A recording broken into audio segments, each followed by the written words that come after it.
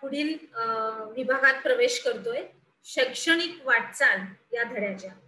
चला तर मग. तर आता ह्याच्यामध्ये काय काय आपण बघितलं तर या संस्थेवर देशातील विद्यापीठ, वैद्यकीय महाविद्यालय, शासकीय, बिगर शासकीय संशोधन संस्था यांना संशोधनासाठी सहकार्य आणि मार्गदर्शन असं संपूर्ण व तसंच आर्थिक सहाय्य उपलब्ध करून देण्याची जबाबदारी देण्यात आली. त्याच्या पुढच्या मुद्द्यात आपलं आहे की आर्थिक रोगांवर संशोधन करणारी आपल्या देशामध्ये एकंदर किती केंद्र आहेत? 26. आपल्या संपूर्ण देशभरात ही सुरू झाली. मग त्याच्यानंतर या संस्थेच्या संशोधनामुळे क्षयरोग आणि कुष्ठरोगावर नियंत्रण मिळवणं हे शक्य झालं. म्हणजे हे दोन्ही रोग त्यांचं निर्मूलन झालेलं आहे. आता ते रोगी आपल्या देशामध्ये नाहीयेत आणि जरी असले तरी त्याच्यावरती संपूर्णपणे औषध उपचार आहे.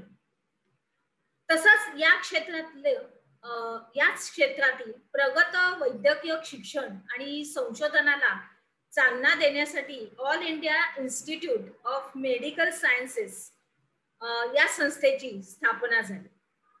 आणि मग या संस्थेवर वैद्यकशास्त्राच्या पदवी आणि पदव्युत्तर अशा अभ्यासक्रमाच्या शिक्षणाची जबाबदारी टाकण्यात आली. आता वैद्यकशास्त्राच्या बहुतांशी शाखांमधील पदवी आणि पदव्युत्तर शिक्षणाच्या सुविधा असलेली ही महाविद्यालय संशोधनाच्या चांगल्या सुविधा, सुसज्ज सार्वजनिक इस्पितळ ही या संस्थेची प्रमुख अशी वैशिष्ट्य आहे.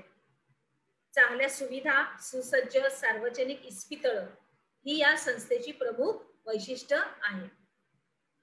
आता सर्वसामान्यांना म्हणजे हे सगळे काही औषधाचे दर परवडावे म्हणून माफक दरात वैद्यकीय उपचार उपलब्ध करून देणं, तसंच परिचारिका ज्या आपल्या आहेत, ज्या नर्सबाई आहेत आपल्या, त्यांच्या प्रशिक्षणासाठी स्वतंत्र अशी महाविद्यालय, त्याच्यानंतर हृदयविकार, नेत्रविकार ह्यांच्यावर संपूर्णपणे नेत्रविकार यांच्यावर संपूर्णपणे उपचार करण्यासाठी सुपर स्पेशालिटी केंद्र या संस्थेनं काढलेली आहे.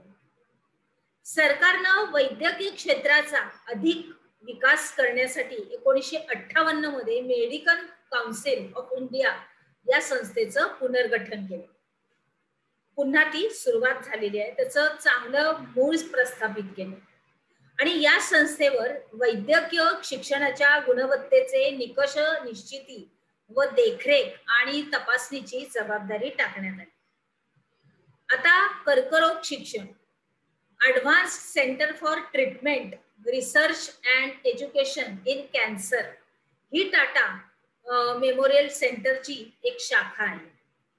ह्याच्यावरती आणि ह्याच्यामध्ये कर्करोगावर उपचार, त्याच्यावरती संशोधन आणि या रोगासंबंधीच्या शिक्षणासाठी राष्ट्रीय स्तरावरील केंद्र म्हणून ही संस्था कार्यरत आहे आणि कार्य करत आहे. आता पुढे आपण बघितलं संपूर्ण अभियांत्रिकी क्षेत्र, वैद्यकीय क्षेत्र. आता आपण बघणार आहोत आपलं कृषी क्षेत्र. तर संशोधन संस्थेमध्ये कृषी क्षेत्र.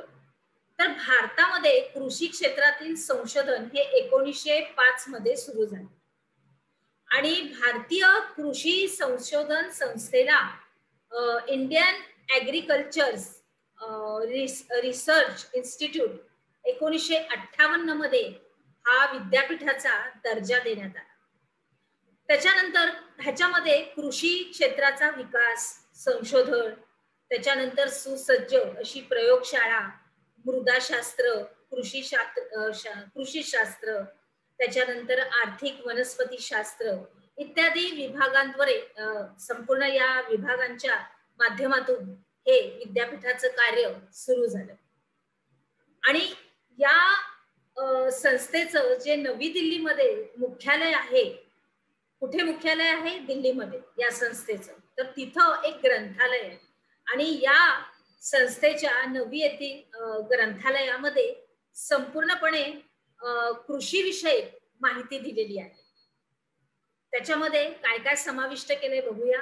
गहू, कडधान्य, गळीताची पिकं, भाजीपाला अशा अनेक गोष्टींवर इथं संशोधन सुरू झालेलं आहे. आणि या संस्थेची सर्वात महत्वाची कामगिरी म्हणजे एका वर्षात, आता नीट लक्ष द्या, एका वर्षामध्ये संपूर्ण एक वर्ष त्याच्यामध्ये एकच पीक नाही घ्यायचं, तर एकाहून अधिक पिकं घ्यायची.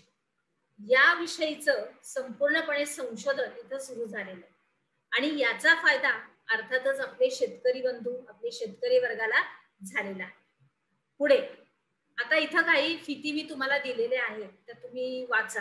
आपल्या अभ्यासक्रमाच्या पाठात सुद्धा त्या दिलेल्या आहेत. मी त्याच्यामध्ये नमूद केलेलं आहे. त्याच मी आता छोट्या छोट्या करून इथं घातल्या. तर तुम्ही एकदा नजर घालून बघा. आपल्या ताराबाई मोडक यांची काही वर्णन आहे. त्याच्यानंतर आपलं महाराष्ट्राचं राज्य पाठ्यपुस्तक निर्मिती, असं सर्व काही महत्वाची फिती आहे. तर आता पुढचा विभाग आपला नेहमीचा. आपण काय शिकलो? विविध रोगांवर संशोधन करणारी किती केंद्र आपल्या देशभरात सुरू झाली? All India institute of medical sciences या संस्थेची स्थापना कोणत्या कारणासाठी झाली आणि या संस्थेची प्रमुख वैशिष्ट्य कोणती? सरकारनं वैद्यकीय क्षेत्राचा अधिक विकास करण्यासाठी कोणती संस्था स्थापन केली आणि कर्करोग शिक्षण याची माहिती तुम्हाला द्यायची आहे. आणि संशोधन संस्था कृषी याची थोडक्यात माहिती तुम्ही द्या.